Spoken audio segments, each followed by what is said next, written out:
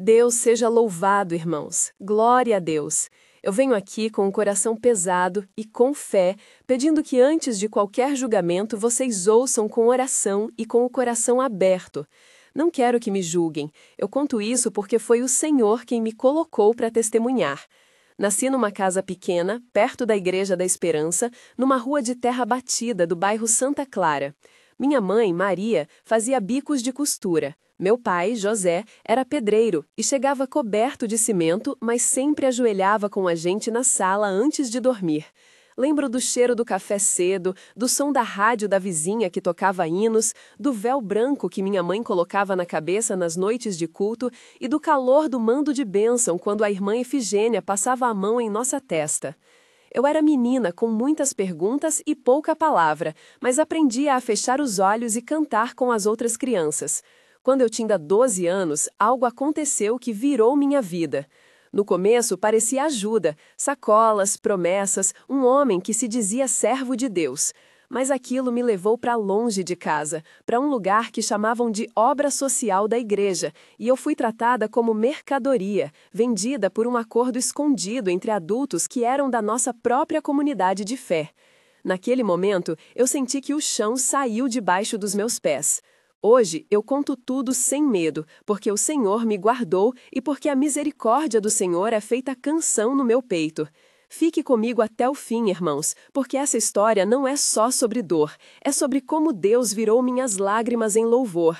Eu cresci ouvindo histórias de oração e de promessas, sentado no banco desgastado da nossa igreja, vendo o pastor Davi levantar as mãos com uma autoridade que eu admirava. Naquele tempo, minha mãe costurava vestidos de festa para as irmãs e meu pai trazia o sustento com suor. Tínhamos pouco, mas tínhamos culto, e a casa sempre cheirava a sabão e bolo de fubá quando havia visita. Eu lembro de tardes quentes em que, depois do almoço, eu dormia na rede no quintal com o vento passando e o barulho distante de galinhas. A igreja era o nosso porto. Irmã Efigênia e o diácono Paulo vinham visitar, traziam palavras, e eu achava que ali estava a segurança. Nosso mundo foi pequeno e claro até o dia em que meu pai sofreu um acidente numa obra e não voltou mais. A notícia veio num telefone que tocou alto demais na nossa sala. O barulho do telefone, o cheiro de suor na camisa dele, o som do rádio que parou, tudo aquilo virou silêncio. O velório improvisado juntou a comunidade, o pranto ecoou, e na fé buscaram consolo. A vida se apertou, as contas se acumularam, e a nossa casa passou a depender da irmandade. Em meio à dor, apareceu Marcos, um homem que se dizia cooperador, com sacolas cheias de mantimentos e palavras mansas. Ele dizia que Deus havia tocado o coração dele para nos ajudar. Maria sorriu pela primeira vez depois do velório, e talvez por isso aceitou a mão que parecia vir de Deus. Eu, menina, senti um frio no estômago, mas calava porque acreditava que toda a ajuda vinha do Senhor. O primeiro grande choque veio numa tarde de verão, quando a notícia do acidente do meu pai ainda parecia recente, e a casa cheirava a café queimado porque minha mãe estava distraída. Era dia de visita do cooperador Marcos. Ele entrou com o perfume forte, com o sorriso treinado, e a sala ganhou outra voz. Lembro do som das sacolas sendo colocadas no chão, do papel do pacote amassando sobre as mãos dele, do brilho das moedas no raio de sal que entrou pela janela. Ele falou com minha mãe e comigo numa voz que tentava ser paternal. A conversa foi longa. Eu ouvi promessas de um recomeço, palavras sobre obras sociais, sobre projetos na cidade vizinha. Eu consigo uma vaga na casa de recuperação da obra, disse ele. Lá vai ter comida, estudo e disciplina, completou. Minha mãe respondeu com esperança. Se for para o bem da Ana, eu aceito, ela disse. Eu perguntei, com a voz fina de criança, o que era a casa da obra. Ele sorriu e disse que era lugar de cuidado, que Deus abria portas. O cheiro do perfume dele misturou com o cheiro do bolo que minha mãe tirou do forno para receber os visitantes. Antes de perceber, já estava nos preparando para a despedida. Eu abracei minha mãe, senti o tecido áspero do vestido de costura, o calor do corpo dela, o sal do seu pranto. Fui levada para longe em caminhão, com sacos, com promessas e com a bênção do pastor Davi que fez orações no portão. Eles disseram que era para o melhor, que a obra cuidaria de mim e que eu voltaria estudada e em comunhão. Eu cometi o erro de confiar, porque a voz vinha de dentro da igreja. Na casa da obra, a primeira noite foi um emaranhado de sons e sensações que eu nunca esqueci. O lugar tinha cheiro de pano molhado, de sabão forte, de comida simples e de tinta fresca nas paredes. Havia um refeitório grande, onde ecoavam pratos, passos apressados e vozes. Eu fui apresentada a outras meninas e a mulheres que pareciam cansadas e acostumadas com regras. A cama que me deram rangia quando eu me movia. A luz era tênue e a respiração das pessoas no quarto soava como um ventilador distante. Nas primeiras semanas, tudo foi trabalho e obediência. Eu lavava roupas com as mãos até ficarem enrugadas, aprendi a cozinhar feijão em panelas enormes, varria chão que sempre parecia sujo, costurava e bordava servindo para as irmãs da obra. Marcos passava pelos corredores com autoridade e um sorriso que não chegava aos olhos. Ele falava com os visitantes, com o pastor e com minha mãe por telefone, dizendo que eu estava sendo preparada. Aos poucos, fui compreendendo que aquilo não era o que eles diziam. Era uma cadeia de favores que me mantinha ali, favores que vinham com promessas, com condicionais e com silêncio. Uma noite, chorando na pia da cozinha, ouvi a fala de uma vizinha da obra, a Rosa, dizendo baixinho: "Eles acham que estão fazendo caridade, mas vendem a mão de obra sem pagar direito." Eu senti o gosto salgado das lágrimas, o frio do azulejo nas palmas das mãos e a vergonha que me invadiu por não ter entendido antes. Com o passar do tempo, o lado escuro daquela ajuda ficou claro. O que era apresentado como recomeço virou exploração. Eu trabalhava longas horas, sem escola, sem liberdade, e as saídas eram raras. Eu conheci diferentes pessoas na obra que tinham histórias e nomes. Tia Rosa, que cuidava da cozinha, diácono Paulo, que vinha supervisionar e que às vezes trazia remédio, irmã Efigênia, que lavava os corredores e cantava hinos, pastor Davi, que recebia doações e via com bons olhos a obra, e Marcos, que controlava tudo. Havia também a auxiliar Lúcia, que me ensinou a costurar rápido e que sussurrava conselhos. O irmão João, que carregava baldes e que me ofereceu amizade. E a cozinheira Dalva, que me passava pedaços de bolo escondidos quando ninguém via. Eram nomes que apareciam e sumiam, que cuidavam e que exploravam. Em conversas durante a noite, Lúcia me contou como chegou lá depois que também foi prometida a uma vida melhor. Eles oferecem trabalho, oferecem casa e depois cobram em silêncio, disse ela. A igreja fecha os olhos porque ganha reputação, acrescentou Dalva. Essas vozes me ajudaram a enxergar que eu não era um caso isolado. Havia uma rede que funcionava com a autoridade de gente que tinha nome e função dentro da comunidade de fé. A tensão começou a subir quando eu tentei falar com minha mãe por telefone. Em uma tarde, numa tentativa de pedir socorro, eu disse: "Mãe, me tira daqui, não é como eles disseram." Ela ficou em silêncio por um tempo e depois respondeu com voz trêmula: "Filha, eles disseram que vão te ajudar, que é obra do Senhor. Eu não sei o que fazer sem o salário de costura, Maria." Eu repeti: "Mãe, por favor, lembra do que papai queria. Ele sempre falou que a igreja é para proteger, não para vender pessoas." Houve um estrangulamento naquele silêncio que veio depois. No fim, ela disse: "Eu confio em quem tem nome na igreja, minha filha." A voz dela quebrou como papel molhado. Aquilo foi um dos golpes mais duros que recebi. Senti a traição como um nó na garganta. Na obra, as regras apertavam. Quando ousei questionar sobre escola, Marcos respondeu com voz baixa e contundente: "Aqui, a disciplina vem antes da liberdade. Você ainda vai agradecer." Houve um momento em que a comunidade fora da obra passou a ver só o brilho das doações e dos cultos, enquanto por dentro a casa acumulava rostos cansados e mãos calejadas de trabalho sem pagamento justo. Houve cenas de confronto onde palavras foram lançadas como pedras. Em uma reunião de voluntários, eu ouvi o pastor Davi discursar sobre a grande obra que aqueles homens faziam e como a comunidade deveria ser grata. "Nós recebemos testemunho de transformação", disse ele. Irmã Efigênia falou em seguida sobre portas que o Senhor havia aberto. "Eles ajudam a salvar almas", concluiu ela. Eu estava ali, sentada na última fileira, as mãos nervosas segurando o véu que ganhara num culto, e senti náusea. Depois, no quarto, fui discutir com Marcos. "Eu quero estudar, quero voltar para minha mãe", eu disse. Ele respondeu: "Estudar é importante, mas primeiro precisa vigiar o caráter. Nós damos estrutura." Eu contra-argumentei: "Mas a minha mãe precisa de mim." Ele falou: Ela é bem assistida, confie. A troca de palavras foi tensa e longa. Havia 8 trocas naquele diálogo em que cada frase parecia uma tentativa de dominar a outra parte. A tensão emocional me fazia tremer, o ar do parto estava pesado, o cheiro de cera de piso impregnava as cortinas, e a respiração dele era um relógio doloroso que fazia o tempo esticar. A escalada do abuso se fez patente quando percebi que a exploração ia além do trabalho. Havia um império de pequenos favores que se transformavam em obrigações. Meninas eram encaminhadas para serviços em casas de irmãs que não pagavam, para encontros com doadores que vinham ver o trabalho e para tarefas que consumiam corpos e tempo. Em reuniões privadas, ouvi relatos de chantagem emocional. Se você falar, sua mãe perde o apoio, disse uma vez o cooperador Marcos a uma jovem chamada Joana. Eu vi a expressão de Joana murchar como folha seca, ouvi o barulho de xícaras quando ela segurava a bebida com as mãos tremendo, senti o gosto metálico do medo.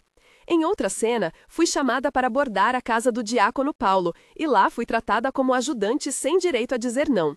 Cada recusa era recebida com aviso velado. Lembra que somos uma família, e famílias resolvem as coisas dentro de casa.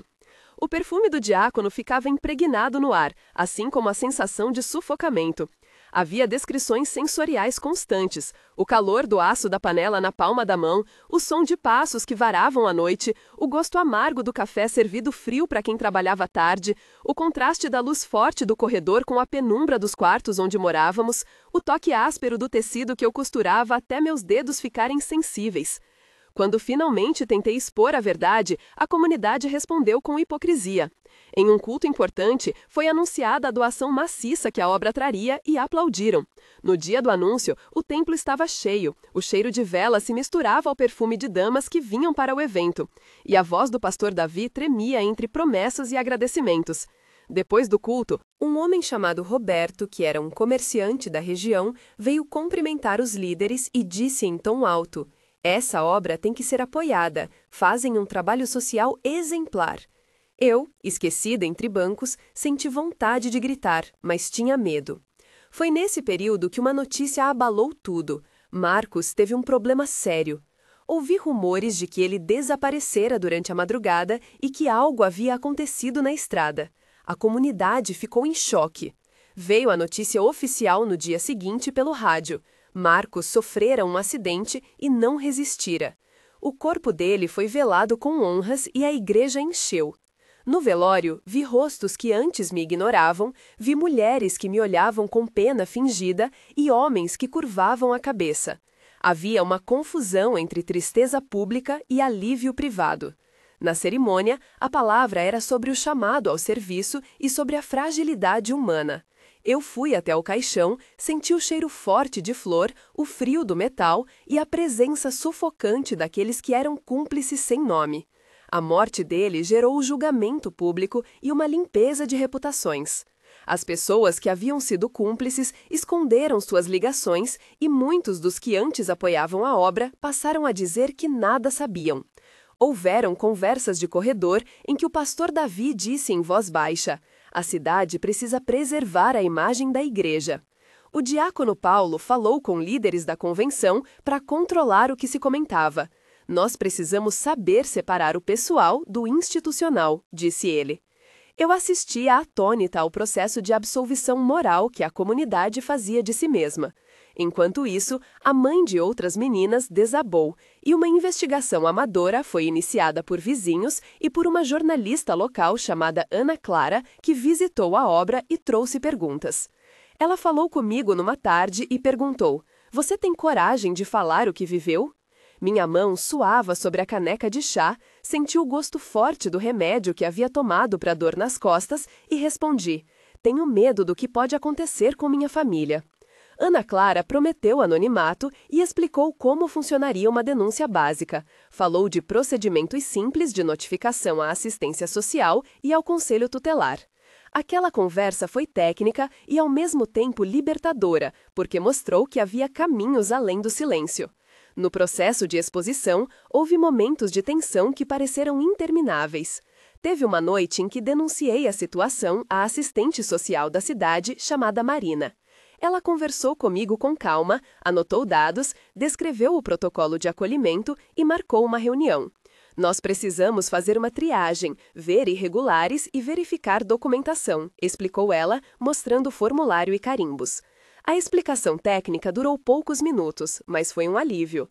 Em termos práticos, ela falou que iria encaminhar um relatório para a Delegacia de Proteção, que envolveria perícia social com entrevistas, levantamento de documentos e possível medida de proteção para as meninas. Explicou ainda que poderia haver processo administrativo contra os responsáveis pela obra e que, se houvesse indícios de responsabilidade criminal, encaminhariam para a delegacia especializada.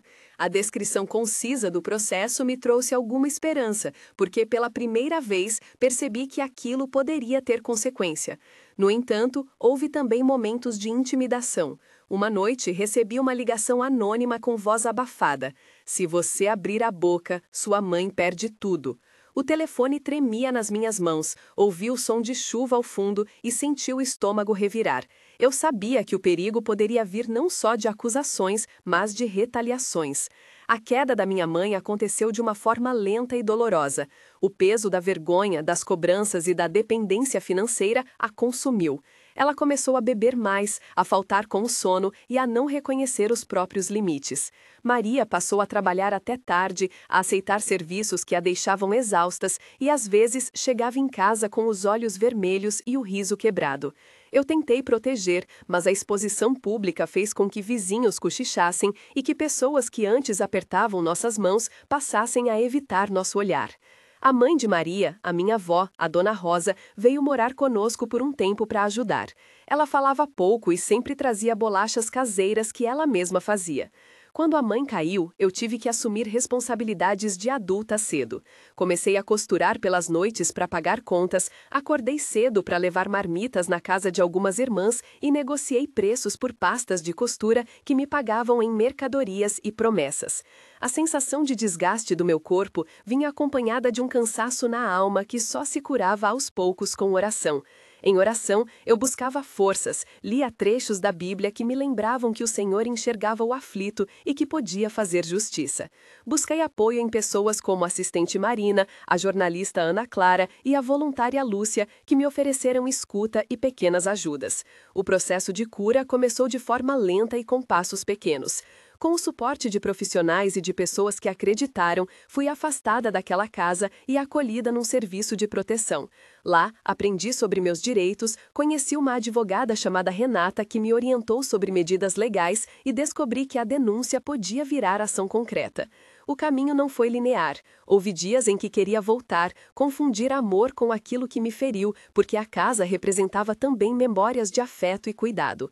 Mas a cada oração, a cada encontro com irmãs que verdadeiramente amavam o Senhor, eu sentia o bálsamo do cuidado.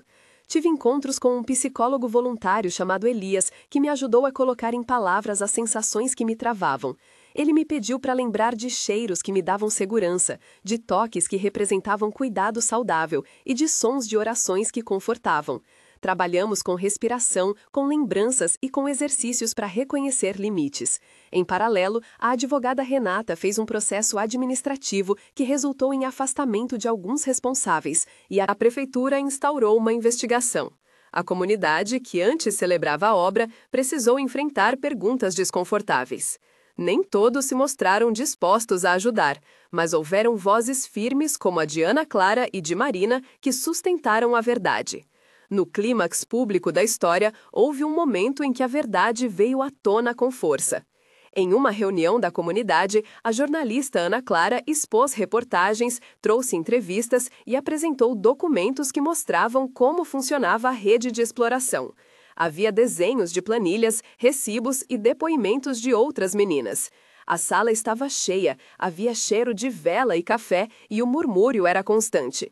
O pastor Davi subiu ao púlpito e sua voz tremia entre defesa e justificativa. Nós fomos enganados, ele disse em primeiro momento. Depois, alegou que a obra era maior do que indivíduos e que medidas seriam tomadas para corrigir o que houve.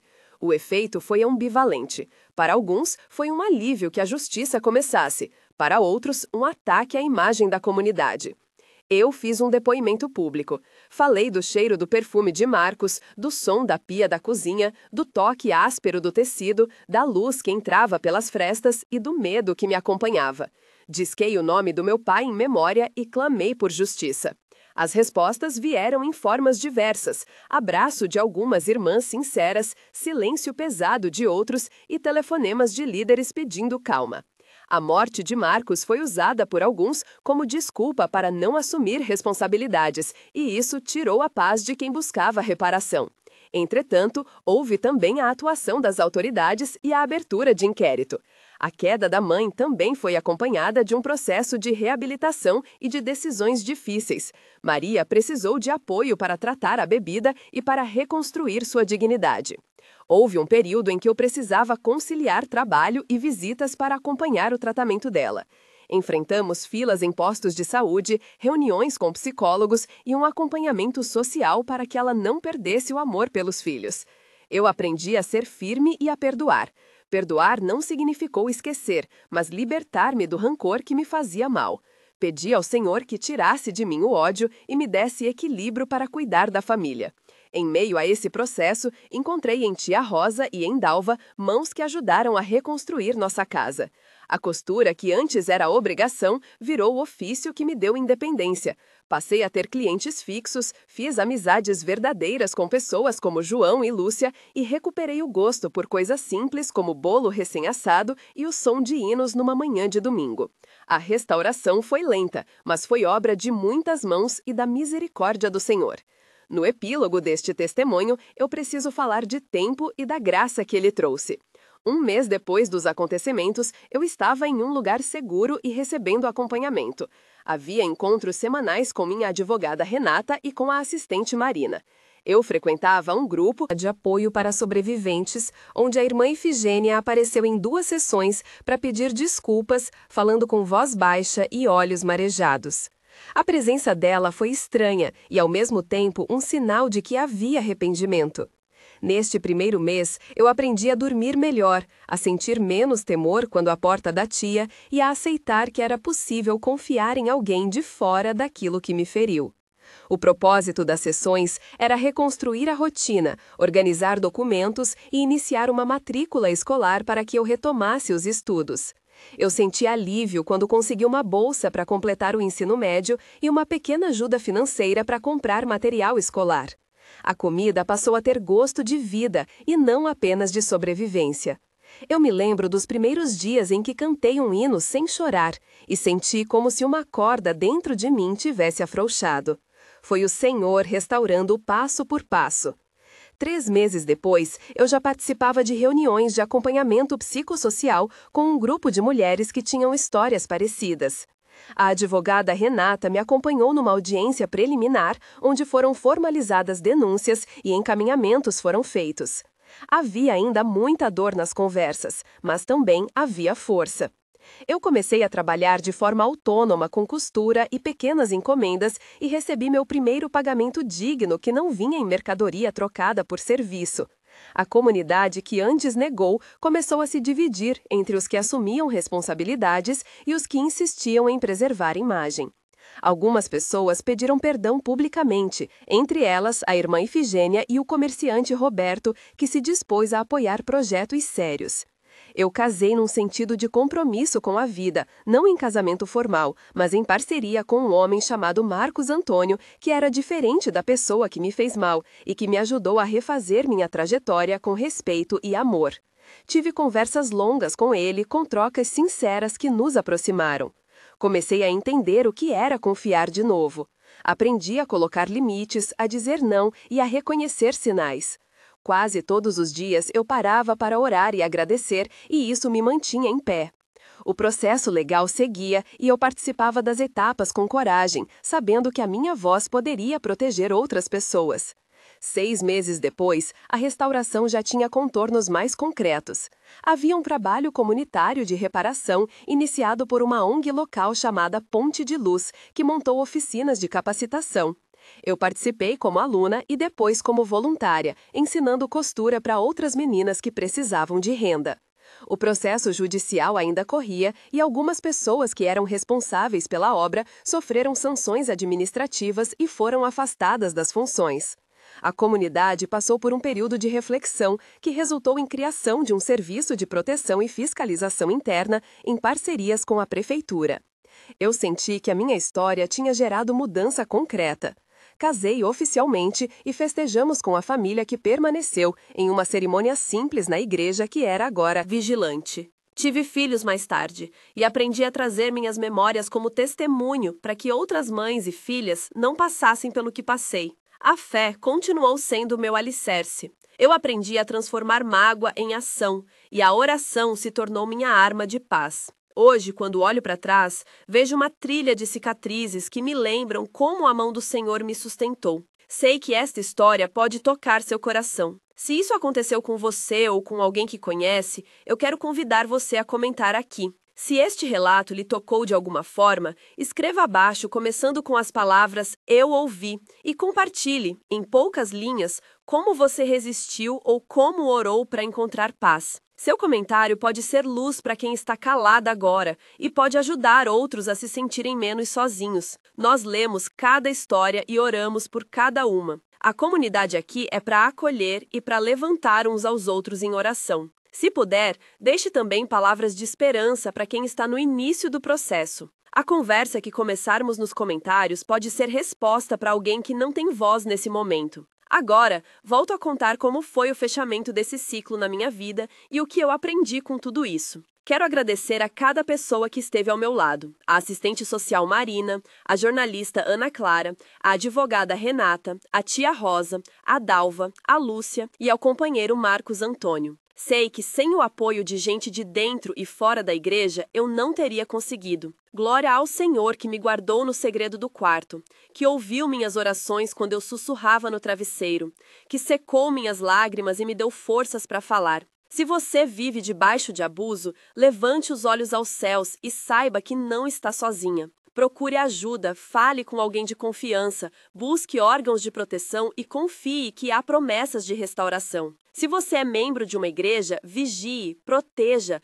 não feche os olhos diante do sofrimento alheio. O silêncio às vezes protege a reputação e mata a vida. Há responsabilidade no cuidado. Para quem acompanha este canal, se essa história tocou seu coração, inscreva-se e faça parte desta comunidade de oração que não julga e que acolhe. Deixe seu testemunho nos comentários para que possamos orar por você e juntos celebrar o mover do Senhor. Obrigado por ouvir até aqui. Meu nome é Ana e esta é a história de como fui vendida à igreja em nome de ajuda e de como a reviravolta divina mudou tudo. Cada lágrima virou louvor. Glória a Deus. Aleluia. Se puder, compartilhe este vídeo para que outras vozes encontrem coragem. Cada história tem poder de transformar.